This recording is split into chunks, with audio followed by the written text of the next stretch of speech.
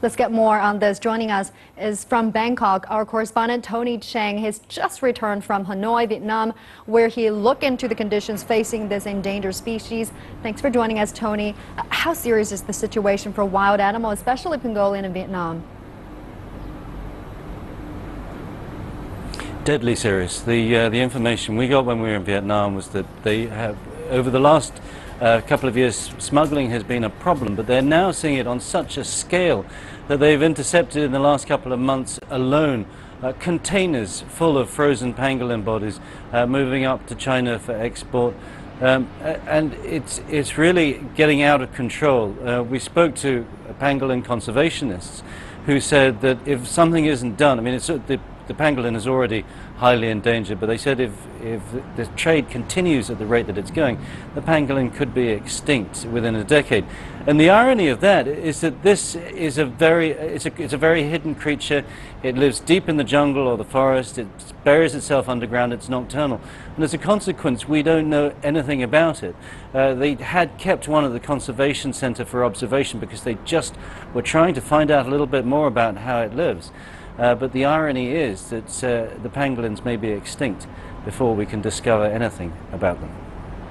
It is a rarely seen and little understood mammal. Its home deep in the forest in burrows underground. The pangolin, a scaly anteater with a natural body armor strong enough to deter the most dangerous predators, except one. Like a tiger or lion. However, it's difficult to get to eat pangolin because they are curled like a bow and very strong. Sometimes the predator cannot open the pangolin, but the real predator is human.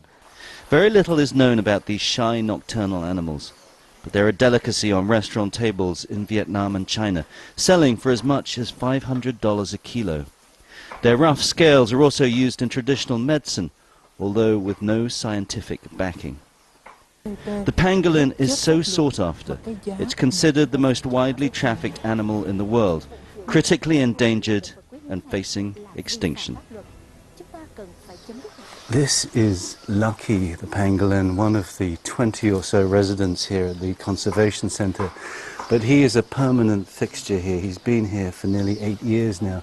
And the reason is because the scientists here wanted a case study. So little is known about these endangered animals that they wanted to learn a little bit more before they're possibly gone forever. At the Pangolin Conservation Center, they try to return rescued animals to the wild as quickly as possible, but only about 60% survive. The traffickers will do anything to increase their profits. They often add weight by feeding the pangolins stones. They normally put the gravel, stone, into the stomach to make it heavier. But while the sale of pangolin is illegal, is it still available? In a restaurant downtown Hanoi, we were shown a menu that offered pangolin and other illegal and endangered species. But the Vietnamese authorities have been trying to crack down. This public service advertisement released on Vietnamese TV urges people to report the sale or smuggling of pangolins to a hotline run by a local NGO, Environment for Nature, Vietnam. On the other end of the line, they're compiling information for the authorities. Restaurants selling pangolin, smugglers, trafficking routes. But local consumption is only a tiny proportion of what's smuggled over the border.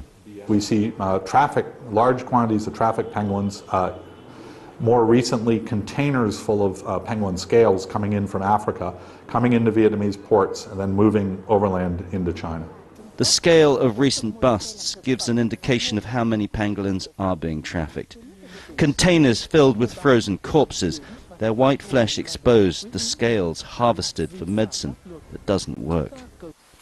This shy creature we know so little about may become extinct before most people even notice it's there.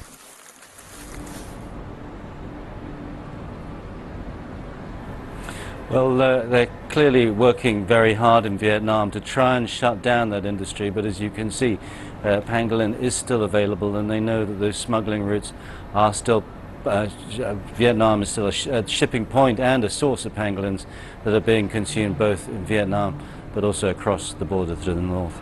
Right, and like in most countries, hunting and killing endangered wild animals is illegal in Vietnam. But how can restaurants put them on the menu? I mean, how come so many people make a living from this business without being investigated? Well, in part because the profits are enormous. In Vietnam, the pangolins are selling for about $350 a kilo. Up in China, they can collect as much as $500. The scales are also very valuable. Those are used separately in traditional medicines. They're thought to help women in the lactation process, although there is no scientific no scientific proof that actually works. It's still, the pangolin products are still getting a huge amount of money. We did hear from that environmental protection group that the Vietnamese authorities are doing what they can. They said that the hotline they'd set up had actually proved to be very effective, and they were closing down a lot of places. But I think while there are such enormous profits in the trade, it's bound to continue, albeit further underground than it is at the moment. Right, thank you so much, Tony Chang, joining us live from Bangkok.